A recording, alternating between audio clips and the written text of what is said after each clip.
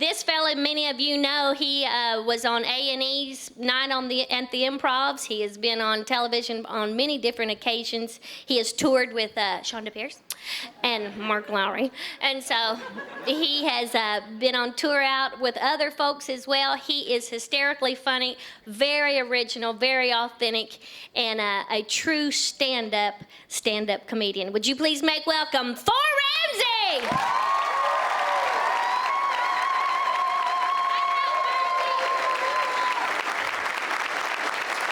Shonda Pierce.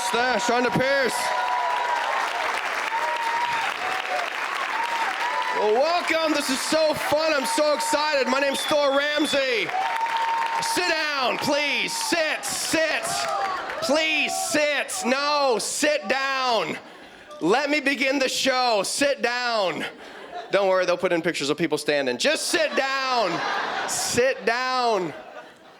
I'm so excited for many reasons. The first reason I'm excited is I saw a movie last night, and I hadn't seen a movie in like 6 months because, I had late charges. So it's like, yeah, it's like, so I just went on a movie binge. Saw the first 2 Lord of the Rings on DVD. Have you all seen Lord of the Rings? Lord of the Rings? Yes! Yeah. Lord of the Rings, I love it. Missing one shot. Each of the films missing one shot because each of the films has that scene with the guy on the horse, and he's galloping up in front of like 10,000 guys and he's giving them the speech there, Today we will fight as men and elves and dwarves for the earth of men and elves and dwarves. And then you need to cut to that guy in the back going, what'd he say? I think he thinks I can hear. I'm 10,000 guys back! Did someone say something? Turns into a Monty Python skit at that point. So. I'm a big movie fan. I think movies can really change your life. I saw To Kill a Mockingbird when I was 10, and it really had an impact on me, taught me about racism. Saw Swiss Family Robinson when I was 10. Learned an important lesson from that. I learned watching Swiss Family Robinson that if my family and I were ever stranded on a tropical island and attacked by pirates, we could take them. It's a coconut, it's a bomb!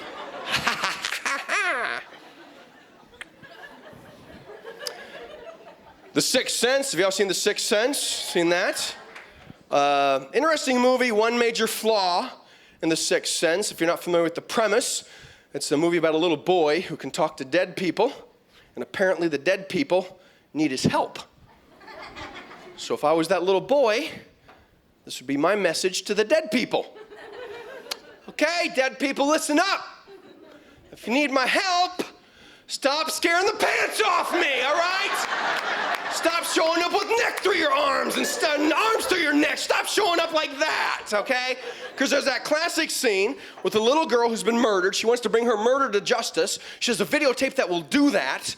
He has to go in the bedroom to get the videotape. Can she just hand it to him? No, she's got to hide under the bed, grab his ankle. Ah! Help me, stop scaring me! You ever watch a scary movie at a friend's house? You go to get in your car. Before you start it up, you give your back seat one of those psycho sweeps. Make sure no escaped mental patients have crawled in your back seat. So it's really kind of stupid where there's somebody back there, actually stick your finger in his nose. Hey! What are you doing? I'm looking for you. I have found you. You must leave my car. You scare me. And some of us get in our car, start driving away. I forgot to check my back seat. What am I gonna do? What am I gonna do? I can't reach. We flick our dome lights on, swing our heads back there. Make sure he's just not jumping from side to side. I explain that to a cop when he pulls you over. You're weaving pretty badly there. I was looking for a murderer. I think he's jumping from side to side. Be careful when you go back, because he's sneaky. Sneaky.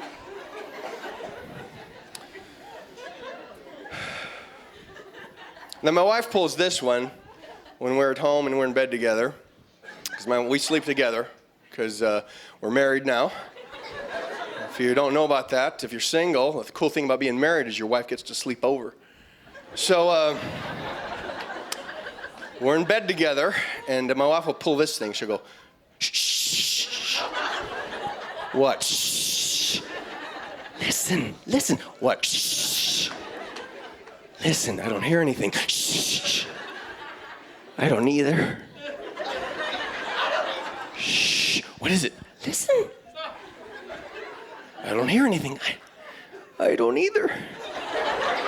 I don't hear anything. This guy's really good. What are we gonna do? He's sneaking around and we can't hear him.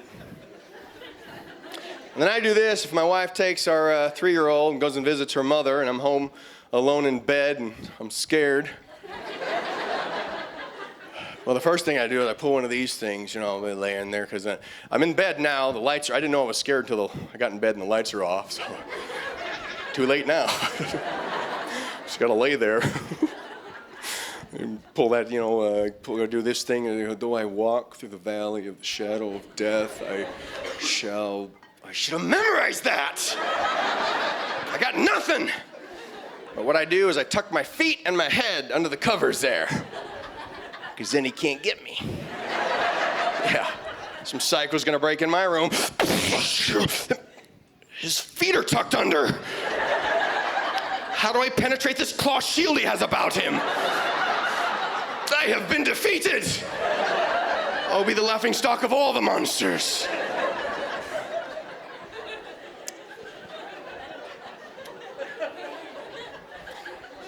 I think we've all done this at one point, though. You watch a scary movie downstairs, have to walk upstairs, you always end up running those last few steps. You're like, I think there's a ghost on my tail! Get out of the way, there's a ghost chasing me! Get out of the way, there's a ghost! Get out, move! If you're running from something invisible, how do you know you're faster?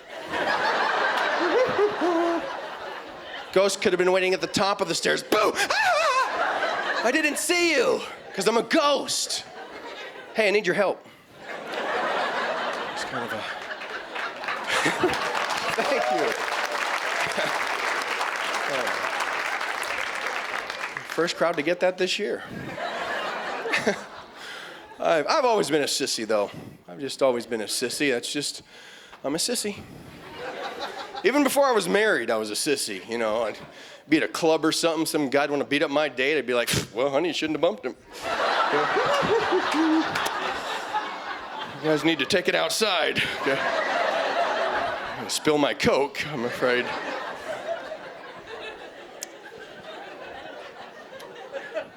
I actually just bought my jacket here today at Nordstrom's. And yes, thank you. I wanted to give Nordstrom's a plug because it's going back tomorrow. Doesn't really go with my checkbook. So, went and got my haircut at the beauty college. So that explains that.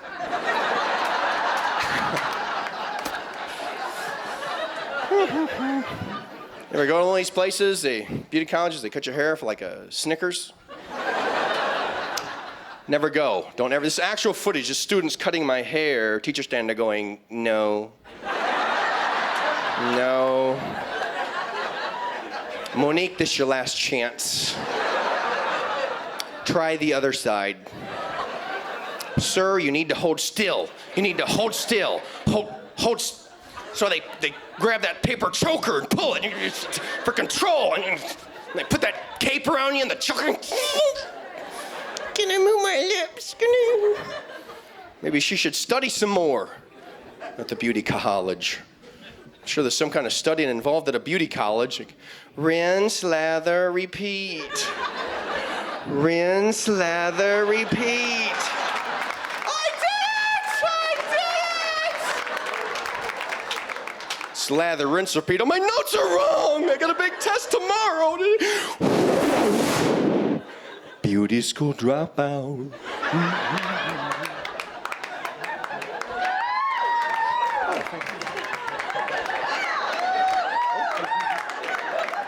I don't normally dance, but hey. If you react.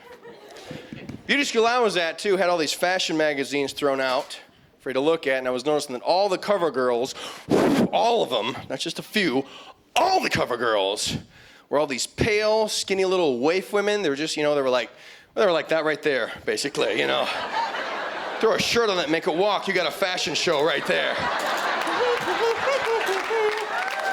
And this is new from She comes out with a planetary system above her head, marshmallows hanging off her dress, every bone in her body just... Pretty sure that skeletons in evening gowns is a sign of the apocalypse, folks. Who decides this stuff? Who decides for an entire decade all the models are gonna be little pole women? Like a fashion high priest makes all this stuff up. I don't like that the men, they look, they oogle at the women that don't like this oogling. This will be no more. She'll be the new way. She'll be the new model. How you doing, dear? Feed me.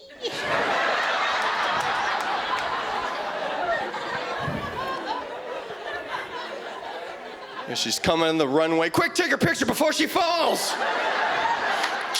You did good, dear. Here's a cracker. Cheese. No cheese for you. No cheese. No cheese. No cheese. You get no cheese. I feel this way, folks. Here's how I feel. If you're overweight and you've always been overweight, then you're not overweight. Exactly. That is called maintaining. Let's not be fooled by these false standards they've set up. My wife and I, we did this Atkins diet for a while. Y'all familiar with the Atkins diet? All protein, all meat diet. Eat nothing but Slim Jims and pepperoni slices. Give me a pound of bacon, I'm on a diet, man. That's the kind of diet I want to be on. That diet works, too. I ended up in the hospital. And let me tell you, once you're hooked up to an IV, that's when the pounds really start to drop off. You tend to lose weight when you're dead, I found out. I ended up in a hospital called Kaiser Permanente. Do you have these here? Kaiser? This is the name of a hospital chain around the country. Kaiser Permanente. First of all, folks, when you're naming a hospital, the last word you want in the title is permanent, okay? How about Kaiser Temporaria? How about that?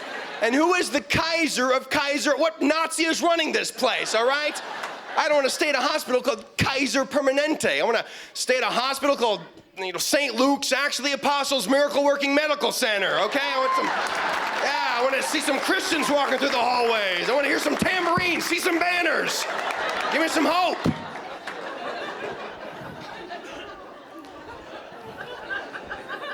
Let me towel off real quick here. But this Atkins diet is so popular in Southern California where I live, you can actually go to an In-N-Out burger, order a protein wrap. In-N-Out's like a fast food place. Order a protein wrap. Let me do that over. This Atkins diet is so popular where I live, Southern California, you can actually go to a fast food joint.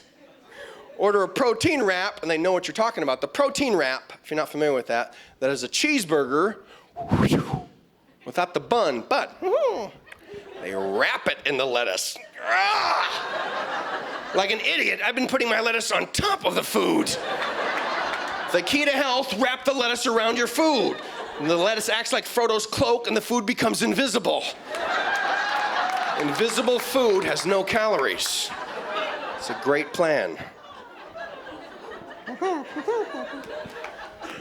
It seems to me sometimes there's no rhyme or reason to our health, because we all know somebody who's 140 years old, they've been smoking since they were 9 weeks old, and I was talking to this elderly gentleman after a show one night, and I said, how come smoking hasn't affected your health?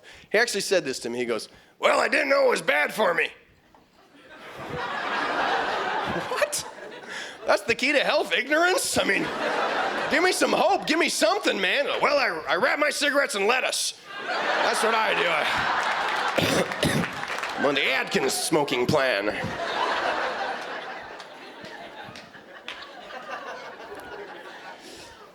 My wife and I went to join a fitness center, and that's the whole key to that story. We went to join.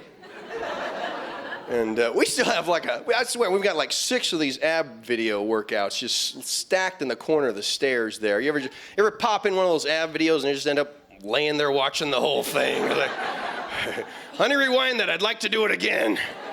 I am on a roll. But fitness center, we got approached by this female bodybuilder, personal trainer lady whose body was wrong. Don't work out until your body is wrong, okay? She had her hair up in a little bun. I thought, turns out it was a muscle.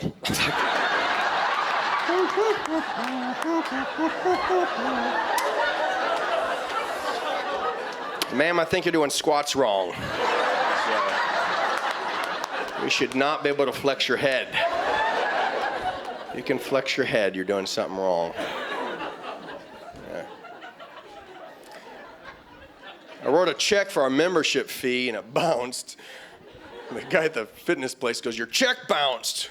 I'm like, "Well, it is a gym." You ever been overwhelmed by your financial situation? You ever been sitting there going through your bills, thinking to yourself, there is no way I can get out of debt unless my spouse dies? Okay. Not that you'd wish that upon them, of course. You're just sitting there making out checks. Honey, how you feeling? Just making out checks thinking about you. Just thinking about you, honey. I've done the math, you gotta go. Okay. I don't know how to keep you. First night I ever met my wife, she goes, "What's your dental plan?" What's my dental plan? I've been doing stand-up comedy since 1987. Okay, my dental plan is chew on the side that doesn't hurt. Okay, that's my dental plan. I don't know how to get out of debt. I told my wife we should have 8 kids, homeschool them, charge them tuition. That's a plan. That is a plan. Had to stop writing checks for a while because I lost my driver's license. Had to get a new license. Had to go to the DMV. I don't know if you call it that here, Department of Motor Vehicles. And I'm in line at the DMV. I don't know the last time you've been, but if you go, they have a line. And I'm standing in line, I don't know, I'm there, 15 minutes. And I realize, first thing the DMV needs is 2 lines, showered and unshowered. That's the first thing they need. Who brought their cat? If you take your dog to the DMV, buy one of those deodorant stick-ups, put it on your dog's rump, okay? Help me out. Something. You ever have a smell wake you up in the middle of the night? You ever been sitting there and just, what's that smell? What is that smell? You go back to sleep. Honey, wake up! What is that smell? You just realize you're sleeping with your arm up.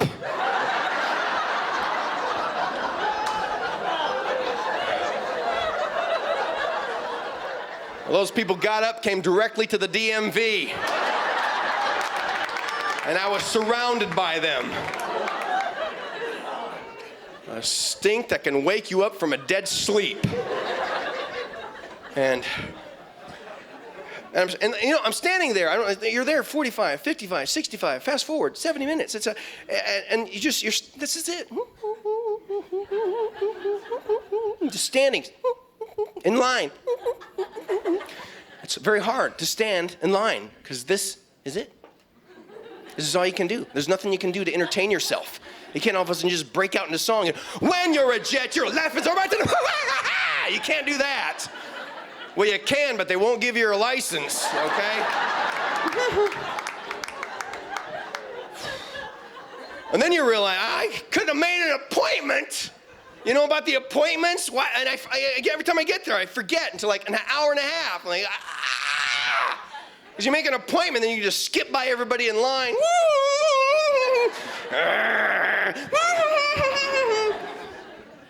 Finally, get the lady who's going to take my picture. Get up to the lady who's going to take my picture. At this point, I don't even know if I'm a Christian anymore. Because I'm suffering from line rage. You know what line rage is? That's when the line moves, the person in front of you just stands there. Look, I know it's only 6 inches, but I want the illusion of progress, okay? I want to stand where you are, then you stand where they were. That's how a line works. This is you. This is a line moving.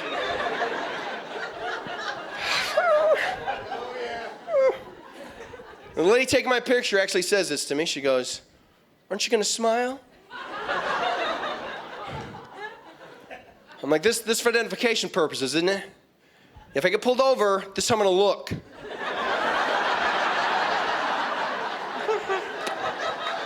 So you take my picture, I'll drive my car, that will be a relationship.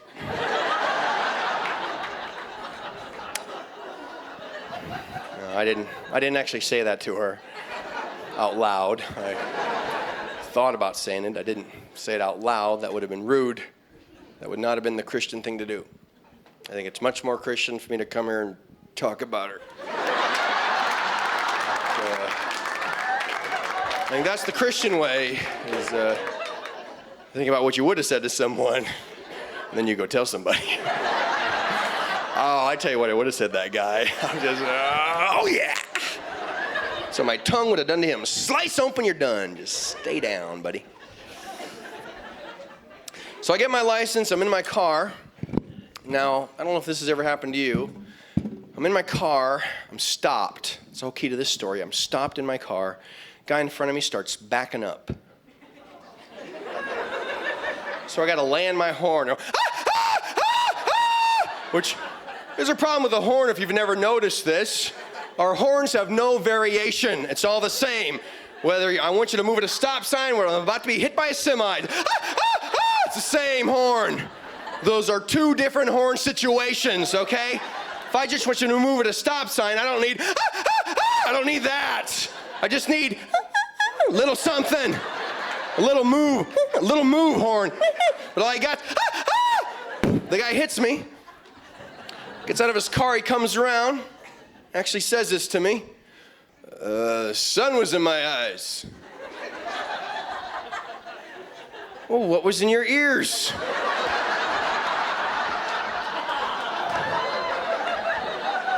That was me honking. I don't know the last time you took a science class, but the sun doesn't go, honk, honk! I'm really bright today, honk! My, the sun's awful loud today. I should put up my sunroof. I don't want to get sunburn.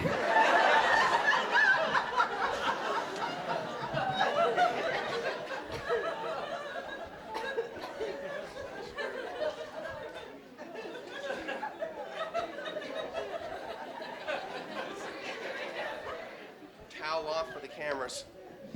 Then there was a guy driving in front of me, had a bumper sticker on his car, said Hallmark cards. And I thought to myself, how convenient, because that's the next thing I want to talk about.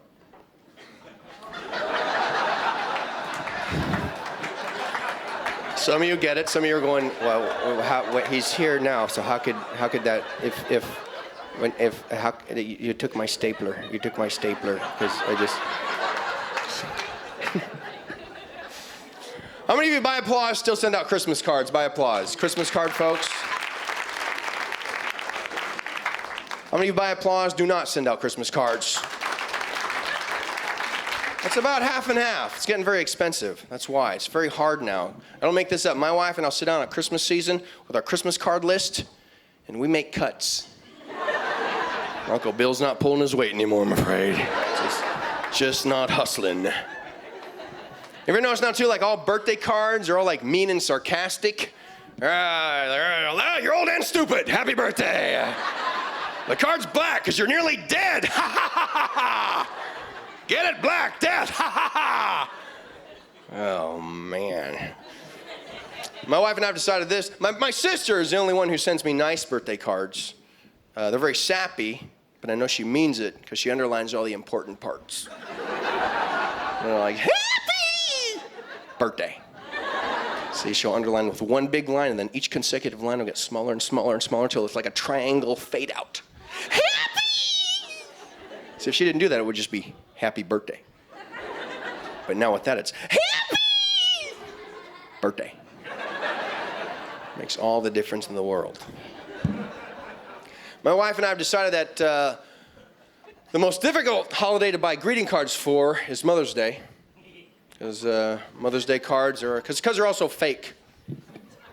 'Cause all Mother's Day cards say something on them in big flowery letters like, "To the most wonderful mother."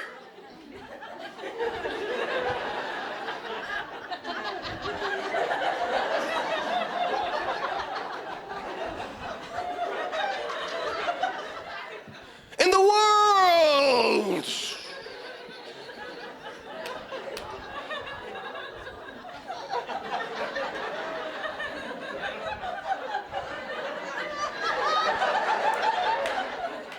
Why can't you just make a card that said, "You did the best you could"?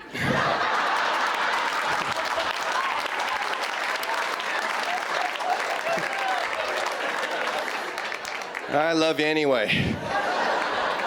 Of course, then I got a card back. "Yeah, and you were a disappointment too."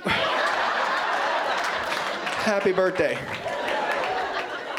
My wife and I had the same problems with our wedding invitations. Wedding invitations, same way. They all say something big flowery letters like, "Come join with us in the celebration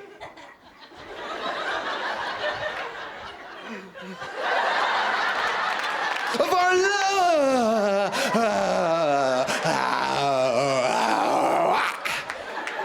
Why can't they just make a card that says, "Are you hungry? Because we need a microwave"? Just throw a little reality in there. Give me a little truth. My wife and I have been married now for 10 years. We've been married for 10 years. We've known each other for 3. And I can say this to you single people, because I hear you. I hear you.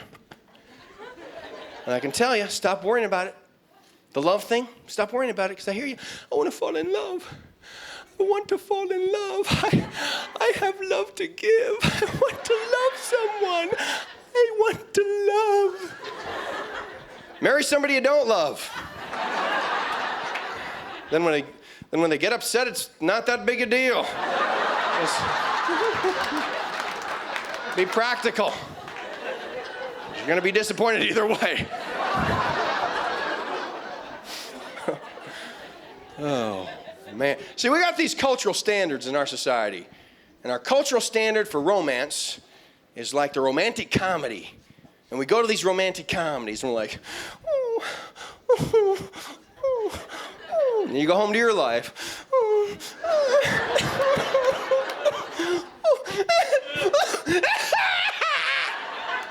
Your life's never going to be like that. They don't show you the reality of life, the blood and guts of life.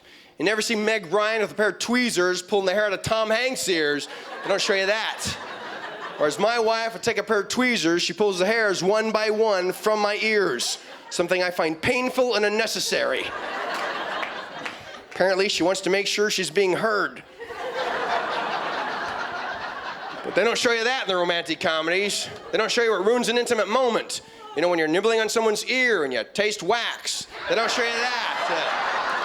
"I love you." They don't show you the guys who clean their belly buttons and then smell their fingers. They don't show you that. Yeah. Let's not kid ourselves, folks. Something many men, including myself, enjoy doing.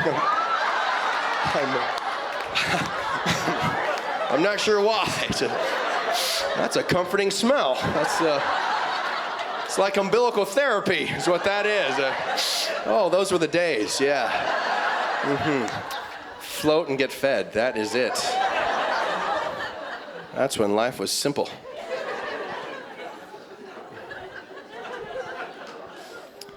And I think I can say 2 things to you men. Since I'm a man, I can speak into your lives. First thing is, just remember this, whether you're married or not, don't do her laundry. If you want to help out, do your laundry, fine. Don't do her laundry. Because each article of women's clothing has some unique wash recipe that we don't know about. Did you just wash this blouse? Yeah. You can't just wash this blouse. It has to be rolled in oatmeal mush before you wash it. You gotta sprinkle it with salt and vinegar and shake it all about and do the hokey pokey and this.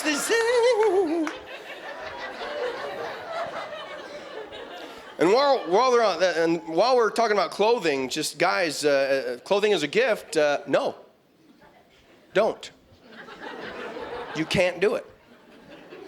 No. And just the Victoria's Secret. That store makes me nervous. Okay, I gotta pace out in front of that store for about 10 or 15 minutes before I get up the courage to walk inside. And once I get inside, I gotta walk around 10 or 15 minutes before I get up the courage to try anything on. So it's yeah. Which, that would also be a sign of the apocalypse right there, folks. Men in lingerie and skeletons in evening gowns. 2 signs of the apocalypse if you're following along the comedy apocalypse chart. I tell you this though, if you're single, Valentine's Day is harder the longer you're married. Okay, I hear single folks every now. Valentine's Day, it's easy for you right now, because there's just I've been 10 years. I don't know there's nothing left. I don't know what to buy. Okay, Valentine's Day is just the most. I think I can say this on behalf of all men concerning Valentine's Day. I think when I speak for all men when I say. It is the most high-pressure, stress-inducing, guilt-ridden holiday ever created by a greeting card company.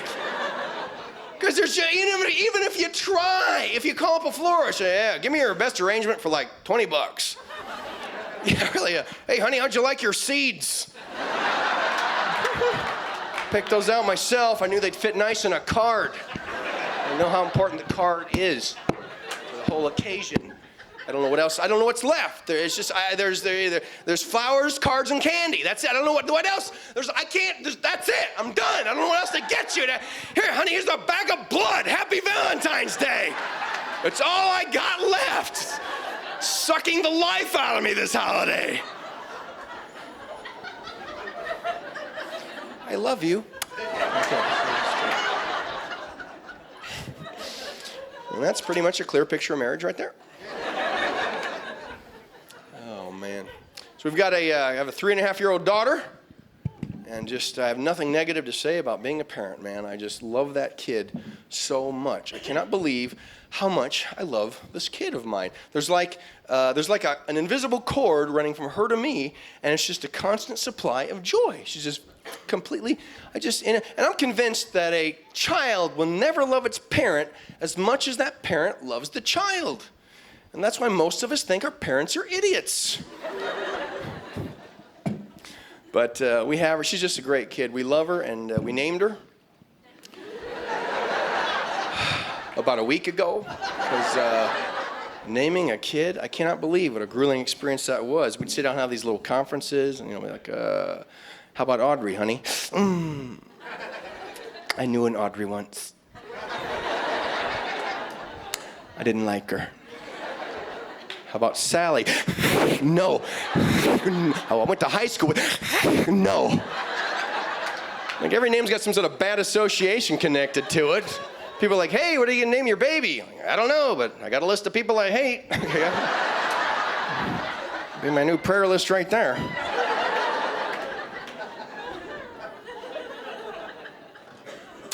My wife and I, we're just trying to figure out the parenting thing, because we had parents and we know they did it wrong. So we're just trying to figure out, I think we'll all do things a little differently. I want to discipline my daughter differently than my mother disciplined me, because my mom's form of disciplining me as a kid was to yell at the top of her lungs, which would produce the exact opposite behavior in me.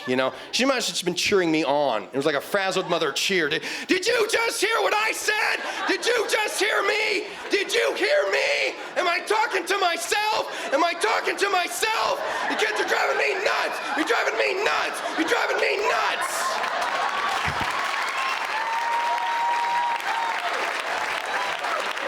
And don't tell me I was unstable before I had you. Radio K, get your head in the car! Get your head in the car! A semi's gonna come by or swipe your head clean off!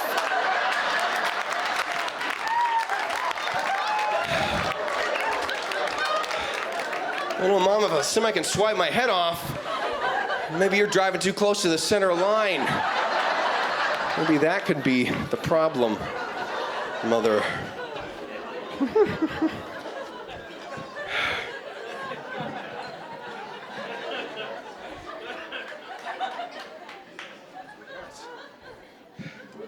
I want to take my jacket off so bad you can't believe it.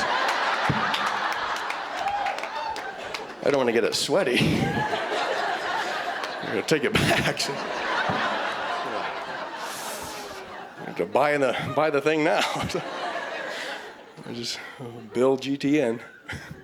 What's this bill for? He sweated in his jacket. Oh. Yeah. When you're raising kids, though, you think about how your parents raised you. And I was thinking about how my dad taught me how to ride a bike, which I hope this is not being passed on from generation to generation. I'm going to stop the cycle in my family. This is my dad taught me to ride a bike like this, actual footage. I'm like 4 or 5 years old, and my dad puts me on the banana seat. I come from the banana seat era. Puts me on the banana seat, grabs the front of the handlebars, the back of the banana seat, and then he explains to me how to ride a bike in that patient, loving way that fathers often use. Pedal! Come on, pedal! The game's almost back on. Pedal that bike! Come on!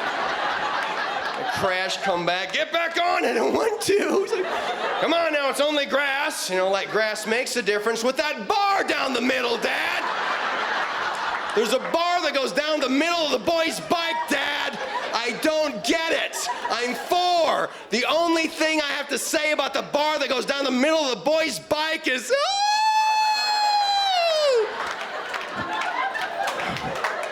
He doesn't give up. Come on, you can do it. Let's go. Come on. And pretty soon all the neighborhood dads came over. They're all giving me heaves. Yeah, let's do it. Yeah. Turned into some sort of lawn game. You chuck him, I'll see if I can hit him with a lawn dart. Yes, I got him. That's a shoulder.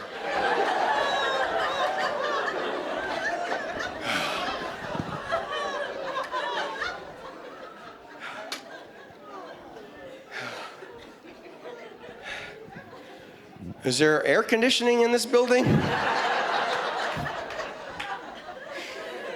Oh, man. Okay, let's go back to the show. No, I have no complaints about my childhood, actually. I had a decent childhood. I was born in a small town, nearly died in a small town. I don't know if any of you have had near-death experiences or not, but had a near-death experience in Grafton, North Dakota. I was there. Somehow they live in that tundra. I was there in January, and I'm passing a semi on a 2-lane highway.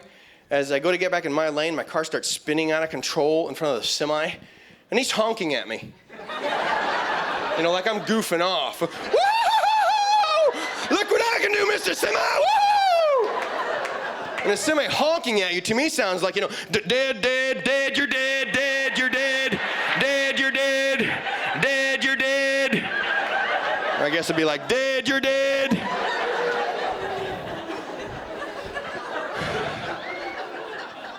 My car's heading towards the ditch, which is just as scary as having a semi bear down on you, because the ditches outside some of these small towns, they're like cliffs. They're just like, we just want to make them crash right here in this area if we could. Just make them crash and just save the corn. That's the main thing. We don't want them rolling and damaging the crops. So if you just build a moat between the road and the corn, and then we'll put up spikes along the road periodically just to remind people, save the corn. Save the corn. I grew up in, have you ever been in a small town? Yeah. Small town, gosh, a lot of you. Let me see some hands. Let me see some hands right in. Right back here, right back here. What's your name right here? Linda. Linda, where are you from? I'm from Hinton, West Virginia. Hinton, West Virginia. And what is the population of Hinton, West Virginia? Maybe 5,000 if you stretch it. Maybe 5,000 if you stretch it. And if you don't stretch it, you have a number for that?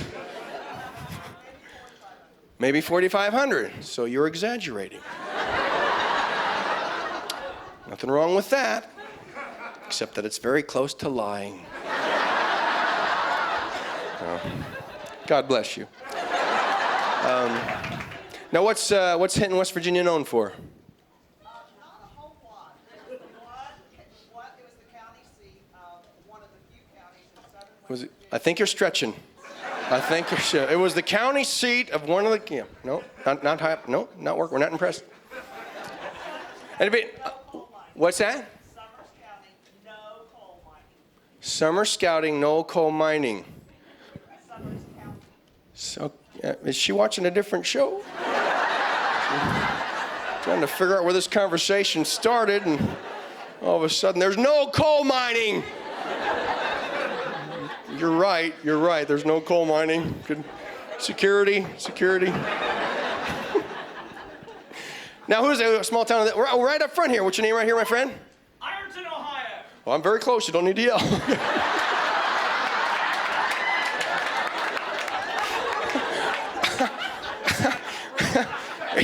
He's a Baptist preacher. All right. Are you just enthusiastic all the time? And walking to a restaurant, I'd like to order something right now. I tell you what I'd like to order. Yes, I would like to order some eggs. Give me some eggs. Give me some eggs. Give me some eggs. I'd like some bacon. Yeah, I see that bacon. Thank you for that bacon. I see that bacon. Thank you for that bacon. Yeah. And what's your name? I'm sorry. What's your name again? Okay. It was what? John Black. John, and you're from where, John? Just threw him for a second there. Wait, I just answered that. What was it? I had my mental facilities a moment ago. Come, Holy Spirit. And yeah. So, and what's the size of that town in Ohio that you're from? 15,000. That's actually, from where I'm, that's actually, John, right? Let me get back to you, John. Hold on a second. Another small town right in here? Was there a small town? Write your name right here. Mary, where are you from? Groping what? Did she say that? What'd she say? Oh, she grew up. Oops. Sorry about the groping thing, Mary. Didn't mean anything by it. Cover the Baptist preacher's ears. And what's the population of where you're from? 8,000. Okay, that's actually, anybody here like from a small, I thought we were playing the small town game. Oh, right here, what's your name? Margaret, where are you from? Beaver, Ohio. And what's the population of Beaver, Ohio? They tell me about 1,000. They tell you. That's where they tell me I'm from. That day they found me on the side of the road, without any memory, they filled it all in for me, and here I am. See, 1,000. Now, see, John, that's 25,000. That's kind of what I was looking for. It's 1,000. So the next time we play the small town game, you might not want to play. God bless you. I'm from a small town in Nebraska. I come from the kind of small town you can actually call up the post office and go, "Did I get any mail?" Excuse me, apparently we have some mail. It's kind of scary when your postal worker follows you to work. I have a mail for Mr. Ramsey. I'm working, ma'am. Oh, it's mail. Everyone likes mail. And what's your name? Well, what's your name over here? Oh, now all of a sudden she's embarrassed. I'm in the middle of a bit. Woo! Now that you've interrupted, what's your name? Oh, no. Now you've hurt my feelings and I'm not walking. No. Are you a postal worker? No, they're just from a small town. Just from a small town. It just hit you. Oh, just with one post office. Your post office and grocery store in the same building.